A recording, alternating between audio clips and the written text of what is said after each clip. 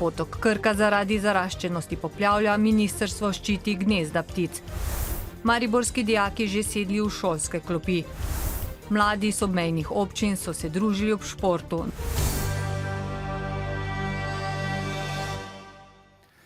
Pozdravljeni v dnevniku televizije Maribor. V lenarškem podjetju Prevent Halog, ki mu je v začetku meseca največji partner, nemški Daimler, odpovedal večletno pogodbo, so danes znova imeli zbor delavcev.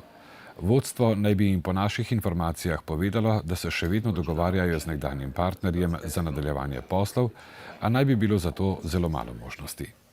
Hkrati naj bi vložili tožbo zaradi enostranskega preklica pogodbe. Več o usodi delavcev bo znano sredi septembra. Od 530 zaposlenih naj bi jih delo obdržalo le okoli 200. V podjetju pa so medtem že bili predstavniki zaposlitvene agencije, ki na delo v tujino vabijo okoli 50 šivil. Zdaj pa v vas Gabornik v občini Juršinci pri Ptuju, kjer ob močnem deževju poplavlja potok Krka.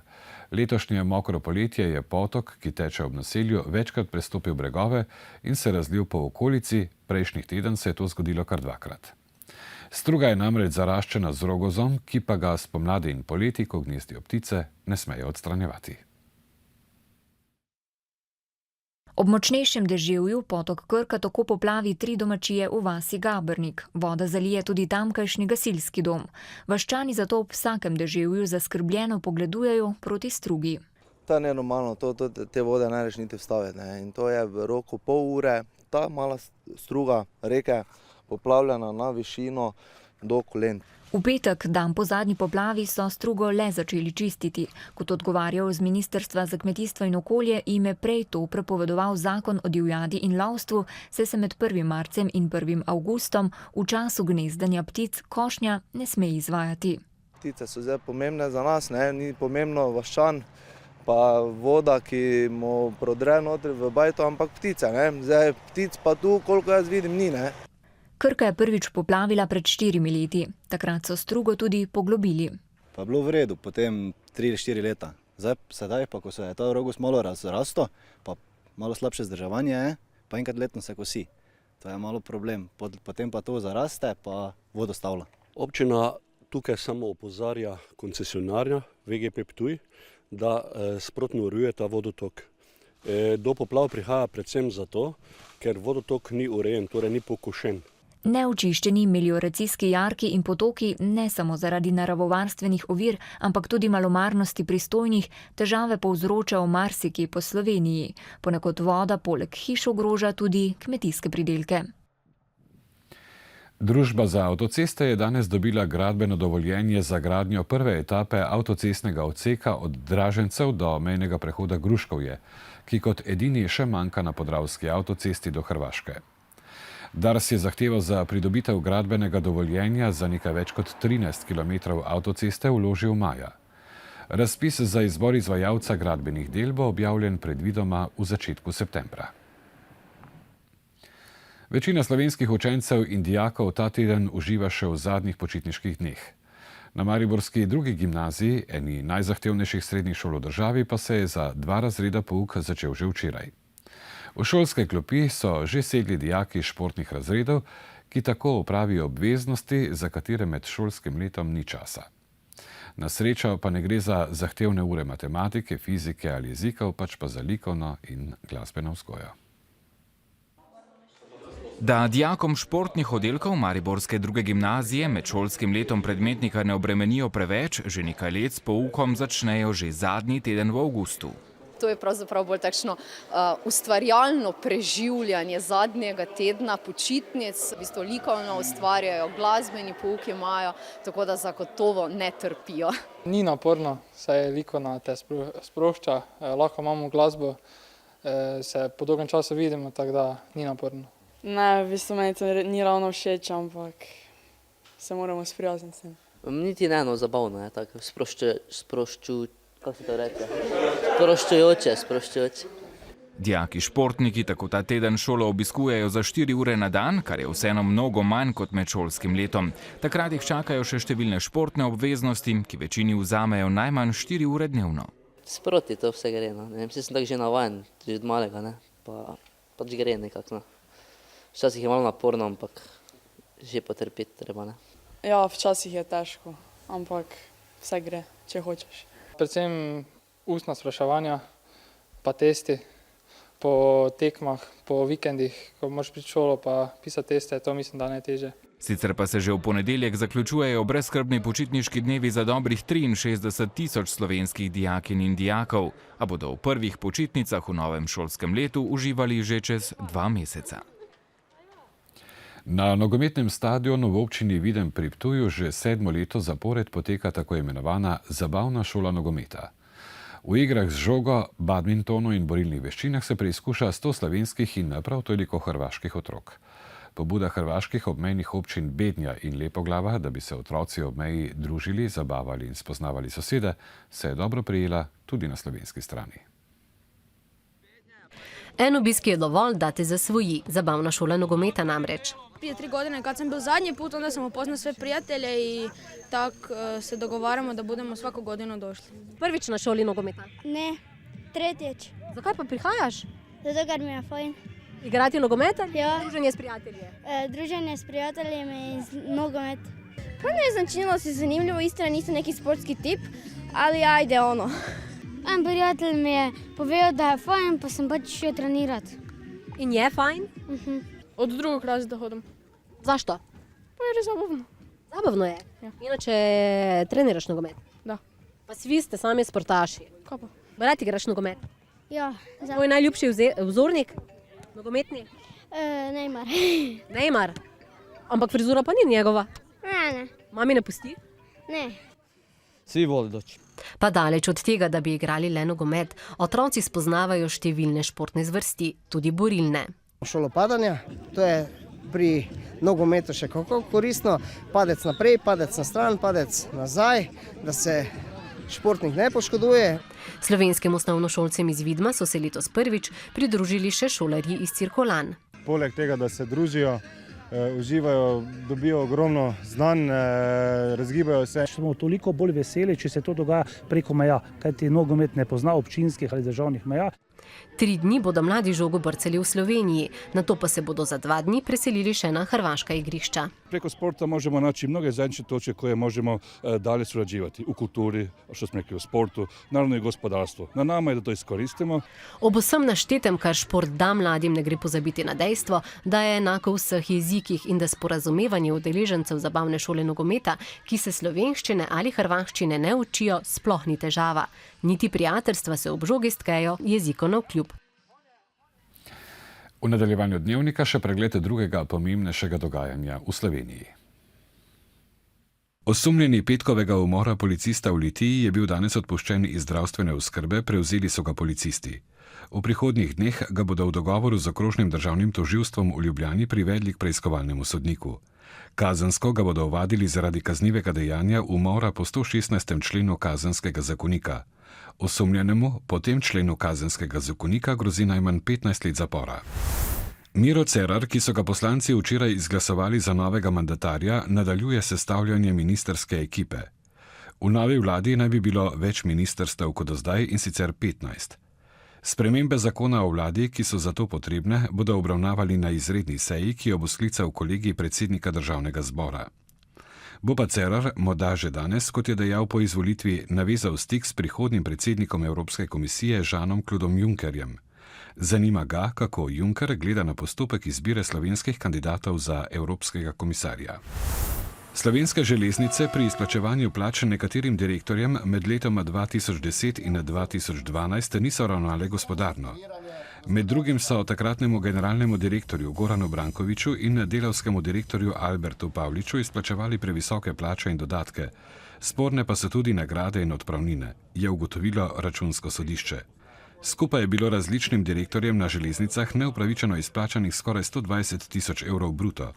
Podjetje mora zdaj pripraviti poročilo in spremeniti pravila, da do takih nepravilnosti ne bi več prihajalo. Prekmurski arheologi so na obrobju Murske Sobote izkopali 25 grobov iz zgodnjega srednjega veka. Po dosedanjih dognanjih naj bi jih bilo vsaj še 2-krat toliko, kar kaže na to, da gre za doslej najstarejše znano pokopališče Murskosobočanov. Na mestu, kjer bo kmalu stekla južna mursko-soboška obvoznica, že od lanskega decembra arheologi prekopavajo teren in iščejo preteklost. V kratkem času jim je uspelo najti ostanke grobov, ki pričajo o zgodnji slovanski naselitvi srednjega veka. Če je res šlo za gomile, pomeni pač neko edinstveno zadevo, ne? Ker pač takega načina pokopa tukaj še nismo do zdaj odkrili. Ne? Takšne grobove so do sedaj odkrili le še v sosednji Avstriji in na Slovaškem. Posebej bogata je bila gomila, kjer sta bili skupaj pokopani dve ženski. Vsaka je imela ogrlico iz pisanih steklenih jagod in pa uhane sta imela. Ena je imela dva bronasta pozlačena uhana, ena pa srebrn uhan. Pa nože sta imela za pasom, kot je bila navada za takrat. Po izkopaninah sodet so prav na tem mestu prebivalce takratnega mesta pokopavali od 8. do 10. stoletja. Gre za najstarejše grobišče, pokopališče, recimo soboško. Ne? V Pomurskem muzeju so seveda zadovoljni, a obenem opozarjajo na prostorsko stisko. Seveda bi si želeli, da bi se ta pot nekako nadaljevala tudi v smeri v bistvu korektnega hranjenja gradiva v muzeju, ustreznih depojev, ustrezne opreme. In da bi lahko vse najdbe tudi razstavili v okviru stalne razstave. Morda bo zato imela posluh tudi občina. Končno gre zdaj tudi dokazano za prednike Mursko-Sobočanov. V Rušah te dni obiskovalce vabi 25. festival Letni oder Ruše, ki na več odrih prinaša pestro kulturno in zabavno dogajanje. Za vse, ki jih zanima zgodovina tega mesta, pa je na eni od ruških stavb na ogled razstava starih fotografij, razstavljenih kot izložbene podobe. Večina fotografij, ob katerih se utrne nekdanja podoba Ruš, je nastala v začetku 20. stoletja. Govorijo o času, ko so Rušani prirejali gledališke igre in skrbeli za svoje letno gledališče. Pričajo o urejenosti kraja ter objektih, kjer se je pisala zgodovina, o stari latinski šoli, cerkvi, glasbeni šoli, Lesjakovi hiši in vili Grofici pod Goroj. Fotografije so naročili in založili trgovci, ki so imeli prostore prav v stavbi, ki čaka na prepotrebno obnovo in kjer je danes izložbena razstava. Ta okna izložbena smo polepšali z temi fotografijami tudi zato, da se ljudje, ki hodijo mimo, ustavijo, da vidijo, kako so Ruše izgledale nekoč.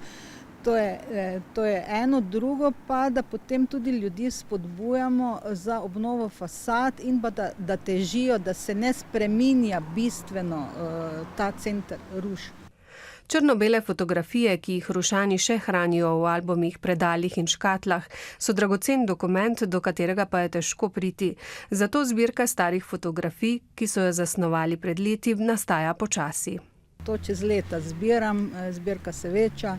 Tako da težnja je, da bi nekdaj izdali eno knjigo teh fotografij in pa tudi z opisom. Delček zgodovine na starih fotografijah si je v času festivala Letni oder Ruše mogoče ogledati tudi v prostorih Centra za mlade. Sicer pa festival vabi s številnimi glasbenimi, gledališkimi in literarnimi prireditvami še vse do nedelje. Šport nogometaši Maribora bodo drebi ob 20 in 45 minut na stadionu Celtic Park v Glasgowu igrali povratno tekmo 4. predkroga Lige prvakov in sicer škotskim prvakom Celticom. S trenerjem Antejem Šimundžo so odpotovali vsi igralci, saj nihče izmed njih ni bil poškodovan ali pa kaznovan.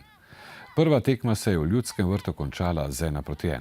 V mariborskem taboru pravijo, da je to izjemna priložnost za uvrstitev med evropsko elito, podobno pa razmišljajo tudi pri škotskem prvaku. Stavnice precej več možnosti za uspeh dajejo Škotom.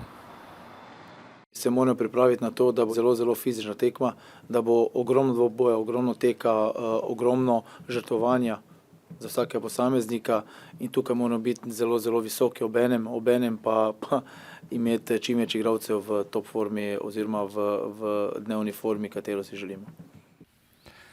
V mariborskem športnem parku Tabor bo do nedelje potekal teniški turnir Radenska Open za dekleta in fante do 18 let. Udeležuje se ga 170 tekmovalcev iz 25 držav, med njimi prvič tudi reprezentanca Kitajske z drugo in tretjo nosilko. Med fanti prednjačijo Britanci, izredno močna pa je tudi reprezentanca Rusije. V Mariboru se sicer zanimanje za tenis med mladimi povečuje, kar dokazujejo polnoštevilne ekipe. Pričakujejo pa tudi, da bodo že 12. leto zapored najboljši teniški klub v Sloveniji. Letos takih rezultatov kot lani, ko je zmagal naš Matić Špec, nažalost se bojim, da ne moremo pričakovati, ampak dejstvo pa je, da je precej mladih, nadarjenih igralcev tudi iz našega kluba, ki bodo odigrali vidno vlogo. Preden pogledamo, kakšno vreme nam napovedujejo vremenoslovci, še mednarodne teme, kot že nekajkrat nas pot najprej pelje v Ukrajino. V okolici Donecka na vzhodu Ukrajine so vladne sile zajele 10 ruskih vojaških padalcev. Ruske oblasti trdijo, da so vojaki v Ukrajino vstopili po pomoti. 4 mejni stražarji pa so bili po navedbah ukrajinske vojske ubiti med včerajšnjim napadom ruskega vojaškega helikopterja na obmejno postojanko. Tako tudi pred današnjim sestankom predsednika Rusije in Ukrajine v Minsku napetosti med državama niso nič manjše. Raketni napadi med Izraelci in Palestinci se nadaljujejo. Izraelska vojaška letala so uničila 13 nadstropno stolpnico v Gazi, ob čemer sta bila ubita 2 Palestinca, več kot 20 je ranjenih. Več raket je na izraelska naselja izstrelil tudi Hamas. Ob začetku izraelske vojaške operacije v začetku julija je umrlo že več kot 2000 Palestincev in 68 Izraelcev. Avstrijski finančni minister, namestnik avstrijskega kanclerja in predsednik Avstrijske ljudske stranke Michael Spindeleger je odstopil vseh funkcij. 54-letni politik se je za odstop odločil zaradi nestrinjanja s koalicijsko partnerico Socialdemokratsko stranko glede davčne reforme. Socialdemokrati si namreč prizadevajo za uvedbo davka na premoženje, kar pa v ljudski stranki zavračajo.